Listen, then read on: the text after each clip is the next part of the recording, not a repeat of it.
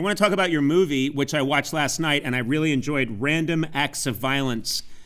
This is a real achievement.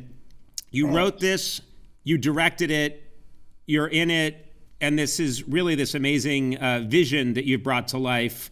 And it is an intense film. It's the kind of movie that provokes a lot of strong reactions from people. And you say you've been hearing strong reactions on both sides. Yeah, that's, and I kind of set out to do that. I wanted to make a movie that, like, you know, for people that kind of connected to it, it would be something special for them. But anything short of that, I wanted you to hate it and question my right to make it. and that's what's happened, man. It's like, I don't know about you, but like, when I see a movie's got like 40-50% on Rotten Tomatoes, that is infinitely more compelling to me as a viewer than one that's like 90% across the board. Right. Because 50% means they did something and took some chances and committed. And so, oh man, what's amazing though is that like a lot of the like haters ended up paying us compliments, like, you know, someone calling us lurid and humorless and cruel and garish and unpleasant. And I mean, like, man, those are all adjectives I'd take any day of the damn week for a horror movie, man. Like, it would be awful if everyone's like, it was so lovely and warm, and I left there feeling better than I showed up there. I was like, oh God, I would have just killed myself. Right. No one says that about Texas Chainsaw Massacre or any of the classics, you know? Yes. Took the whole family. All of us forgot our problems for an hour and a half. Yes. No, I don't want the Marley and me, line for my movie. One of the aspects of the movie that I found really compelling is that it's about someone who, I want to use the correct term, it's not really a comic book, the main character. You'd call it more, he's a graphic artist. Graphic novel, yeah. Graphic novelist. And he's written these books about, that, you know, are really about the horror genre. And it is a horror movie, but the main theme of it is about whether it's okay to exploit violence and horror.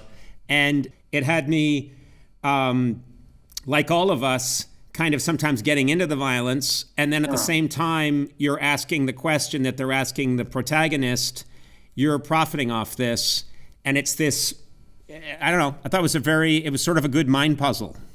Thank you.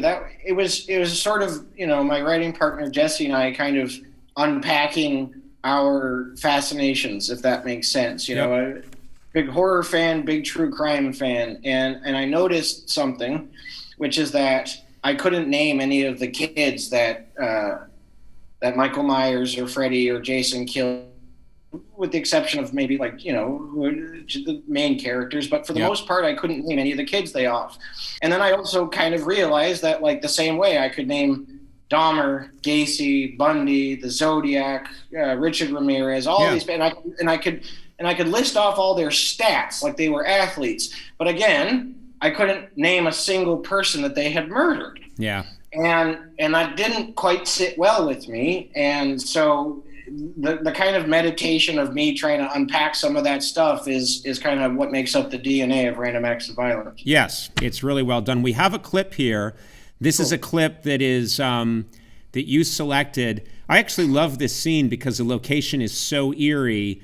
But you guys, and I know that you picked this because there's no spoilers in it, but the protagonist is the graphic novelist, and you are his kind of manager, and you guys are on this road trip to go down to Comic-Con, and you've stopped off, and you've gone into this really freaking weird, like, it's not a 7-Eleven, it's kind of posing as a 7-Eleven, but it's one of those places that maybe even doesn't exist anymore. If it does exist, it exists way off the main drag.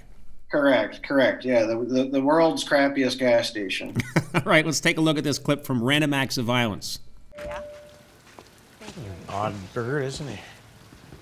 Holy shit. I didn't know a place like this still existed.